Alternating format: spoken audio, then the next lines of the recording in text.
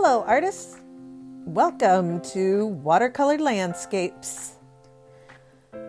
We begin this adventure with lines, one of our elements of art. Make your lines go all the way from one side of your paper to the other. Sketch them light, sketch them gentle. Notice how I'm using the pencil. I'm holding it way back at the back like an artist tool. Not your everyday writing pencil. Sketch it light till you get it right. Use both hands. Point at the picture you're looking at while you sketch with the other hand. What you're making is called observational drawing. You are looking and drawing what you see.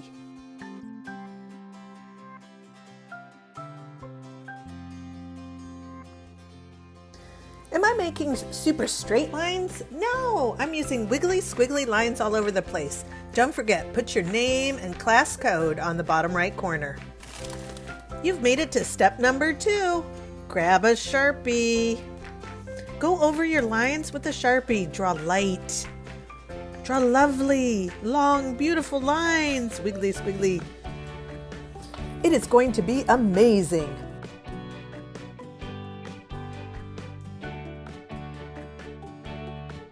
Take your time, go slow. Enjoy the magic of the lines. If you make a mistake, you just fix it. You think of a way to solve your problem. Notice that my tree line looks a little wonky. That's okay, I'll make the other line wonky too. You just pretend like you did it intentionally. And don't worry, it's just a painting. It's going to be beautiful no matter what. See? Nobody can even tell where all the mistakes are once you get rolling.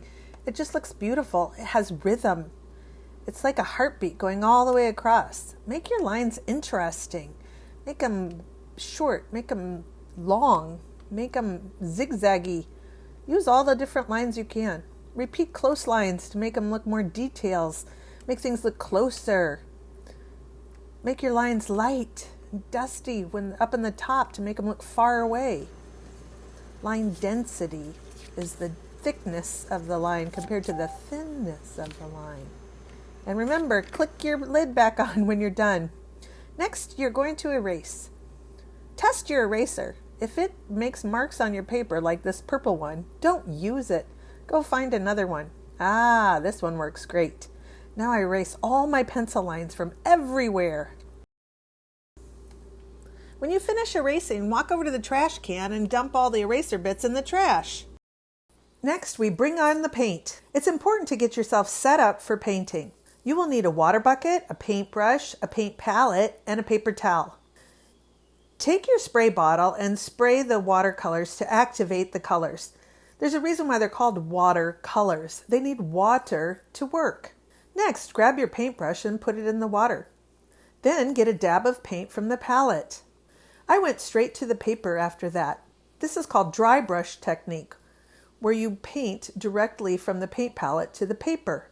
Another style is wet brush, where you paint the water first. Oops, I made a blob. Don't worry, if you make a mistake, you just fix it. Watch how the paintbrush works as a sponge. I dry it off on the paper towel and I quickly absorb the blob that I made and it's gone.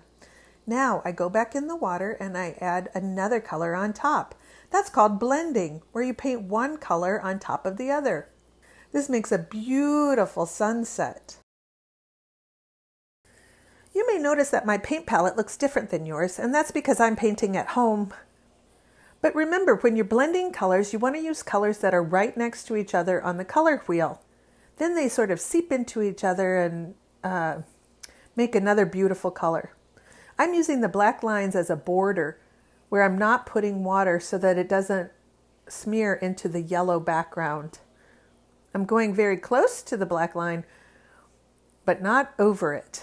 Remember, go slow. Let the water soak in. Let the colors absorb into the beautiful, thick watercolor paper. Oh, and by the way, I'm not actually painting as fast as it looks like I am. I've put the recording on super fast forward. This is because this is so you can see what I'm doing, but also you don't have to see the whole thing. So you have a choice. You can make your art look like the photograph using the colors that you see in your photo, or you can use, which is called realistic, or you can use expressive colors. That's when you use colors that you feel. I'm kind of doing a combo platter.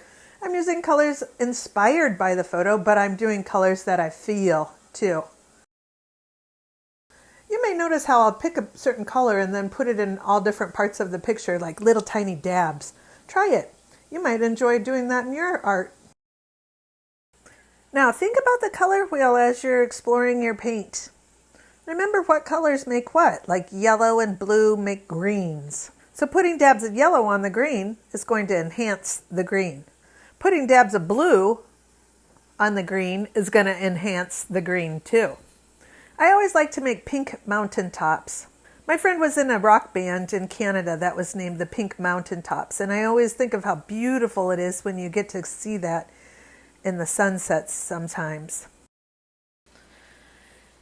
I don't know if you noticed, but my landscape I picked has a reflection in the water. That's why it looks like it could go upside down or right side up. I call this outside inside upside down. Oh, did you see that? I tried to put some brown in there to shadow that, and then it took over. So I just used my paintbrush as a sponge to get the brown back off. I cleaned my brush in the water, then I dabbed my brush on the paper towel, and then I soaked up all the extra chocolate brown that I added. Good as new. Keep on painting. I see the end in sight. It's coming together nicely. Remember, be nice to yourself when you're making a picture. Talk to yourself like you're a little tiny toddler. Say, oh, good job. Oh, that looks nice. Keep going. And if you can't fix your mistake, hire my blob removal service. I can remove any blob for free. Okay, artists, you have reached the end of the watercolor landscape painting. Now, put your art on the drying rack, put your water bucket and your paintbrush in the back sink, and put your watercolor paints back there. You can also save your paper towel. It can be used again. Thank you.